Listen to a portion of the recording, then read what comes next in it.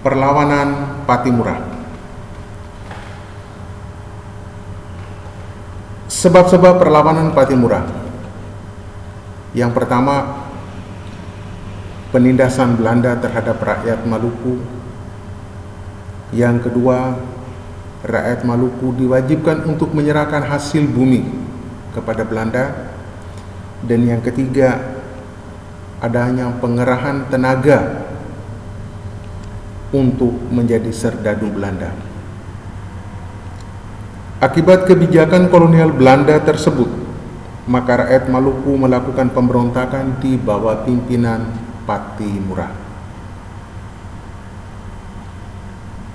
Lalu yang berikut, perlawanan atau perang Padri tahun 1821 sampai 1838. Ada hal yang menarik dari perang Padri ini. Kita mencoba untuk melihat latar belakangnya. Bahwa perang Padri itu sebenarnya atau berawal dari adanya kesalahpahaman antara golongan adat yang menginginkan mereka ingin hidup sesuai dengan adat dan kebiasaan. Sedangkan golongan agama atau yang disebut dengan golongan Padri yang hidupnya sesuai dengan ajaran Al-Quran. Dua model, dua cara kehidupan sosial masyarakat di Minangkabau yang saling bertolak belakang. Terjadilah perselisihan antara golongan adat dan golongan agama. Maka Belanda melihat ini sebagai sebuah kesempatan untuk masuk dalam konflik tersebut.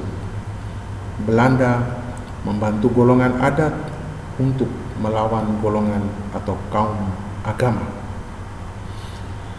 Tahun 1825 sampai 1830 di Minangkabau tidak ada peperangan. Karena pada periode tersebut Belanda sedang berperang melawan Pangeran Diponegoro di Pulau Jawa. Konsentrasi Belanda terbagi. Akhirnya Belanda lebih fokus untuk menghadapi perang Diponegoro. Di Minangkabau sementara tidak ada perlawanan atau peperangan.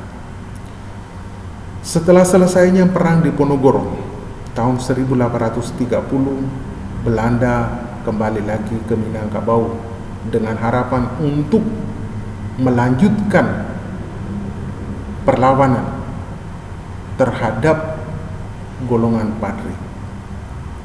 Akan tetapi yang terjadi adalah saat Belanda kembali ke Minangkabau, golongan adat dan golongan agama sudah bersatu dan melawan Belanda.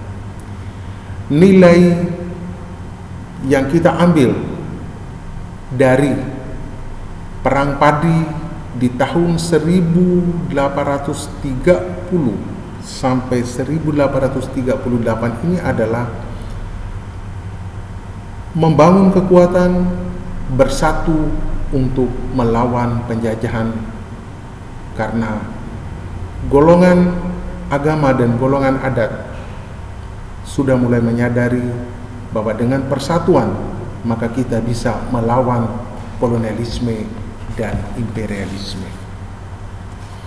Lalu yang berikut, mari kita lihat tentang perang Diponegoro. Perang Diponegoro 1825 sampai 1830 disebut-sebut sebagai perang yang terbesar rakyat Indonesia, khususnya di Jawa, dalam menghadapi kolonialisme dan imperialisme. Perang Diponegoro itu sebabnya dibagi menjadi dua, yaitu adanya sebab khusus dan sebab umum. Sebab khusus dari perang Diponegoro karena Belanda membuat jalan melewati makam leluhur Pangeran Diponegoro tanpa meminta izin terlebih dahulu. Sedangkan sebab umum, Belanda mencampuri urusan keraton. Belanda melakukan pungutan pajak yang menyengsarakan rakyat. Mari kita lihat siasat perang Diponegoro.